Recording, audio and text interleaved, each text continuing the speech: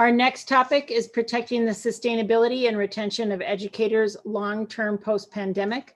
And our speaker is Michelle Morenz.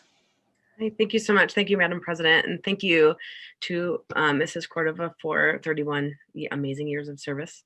My name is Michelle Morenz, and thanks to the board for providing me to this opportunity to switch gears and advocate for educators. It means a great deal to me, so thank you. You know, this pandemic has disrupted many systems in our country. It's unearthed flaws in the way that we nurture and care for one another as human beings. And during this time of uncertainty and disappointment in our nation, one of the only hopes we can cling to is children. Their prosperity is of the utmost importance, and we must work at all costs to protect them and ensure that they are ready to take the reins of this wounded country once they're old enough. One of the main ways that we can do this is to ensure that our system of education prioritizes how we care for children, which is directly connected to how we care for our teachers and our educational professionals. It's no secret that our current education system has been burning teachers out because of unfair compensation, excessive workload, unmanageable class sizes, standardized tests rooted in white supremacy, developmentally inappropriate and biased curricula, evaluation processes that aren't responsive, the list goes on. And not unlike the exposure of our nation's flaws, COVID has also emphasized the deep and problematic flaws in our education system in the way that we undervalue teachers and how we show little care for their well-being with the systems put in place for in-person learning.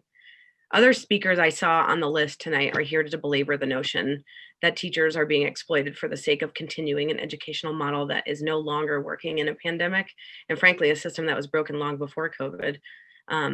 And COVID is not my point today. Instead, I wish to point our attention to the mass exodus of teachers that we're seeing in this profession. It worries me, and it's been happening for a long time, but in this school year, we've hemorrhaged teachers at staggering rates, and it's only December.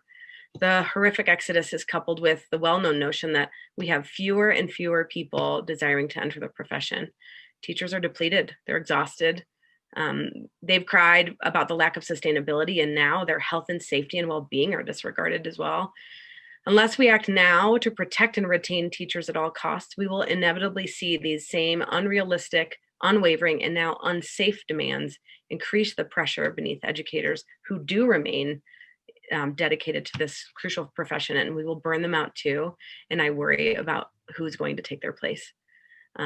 We know what's best for children, and that is experienced educators in classrooms. And if we don't change priorities and we don't and we don't prioritize teacher sustainability, we're going to run out of teachers. We're going to run the remaining teachers out of the door and into the ground. And if we really want what's best for children, it is incumbent upon us to start protecting educators now. If we are not careful, we will continue to jeopardize the entire system of public education at large. So my notion is simple. Let's stop putting classrooms and the children in them at risk because we're not caring for educators. Again, thank you so much for letting me speak this evening. I appreciate it. Thank you.